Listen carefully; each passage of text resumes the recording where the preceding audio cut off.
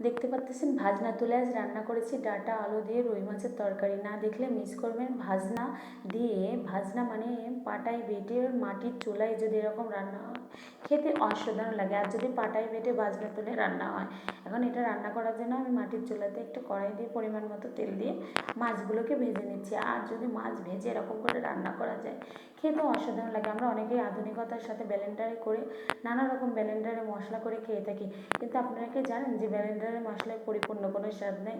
তাই আমি আজ রান্না করব পেঁয়াজ, রসুন, জিরা এবং শুকনো মরিচ ভেজে পাটায় বেটে নিয়ে রান্না করব। এখন বলতে বলতে দেখেন আমি সবগুলো মাছ ভেজে তুলে নিয়েছি এবং কড়াইতে দিয়ে দিয়েছি মরিচ, রসুন, পেঁয়াজ। এটা একদম ব্রাউন কালার করে গাঢ় করে ভেজে আমায় তুলে নিতে হবে। এগুলো তুলে নিয়ে আমার আরও 2 মিনিট ভেজে ব্রাউন কালার করে তুলে নিয়ে এটার যে কী খাওয়ার মজা যদি হয় এরকম মশলা ভেজে তুলে নিয়ে।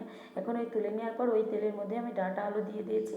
ডাঁটা আলুটা দিয়ে ভেজে একদম যখন ভাজা হয়ে যাবে তখন পরিমাণ মতো জল দিয়ে দেবো। আপনারা দেখতে পাচ্ছেন কি পাতলা তরকারি, এক ঝোল। এটা কিভাবে খাবো দেখতে পারতেছেন। আমি পাটায় মশলাগুলো বেটে নিচ্ছি।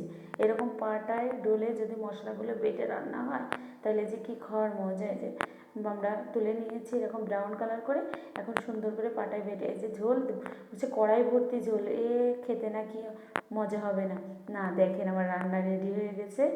এটা আমি কড়াই ভর্তি ঝোল শুকিয়ে ভাজনা পেটে দিয়ে কি অসাধারণ রেসিপি তৈরি করে ফেলছি। একটুখানি দিয়ে প্লেট ভরে ভাত খাওয়া যায়। আর ভাজনার যে গ্রান খেতে অসাধারণ।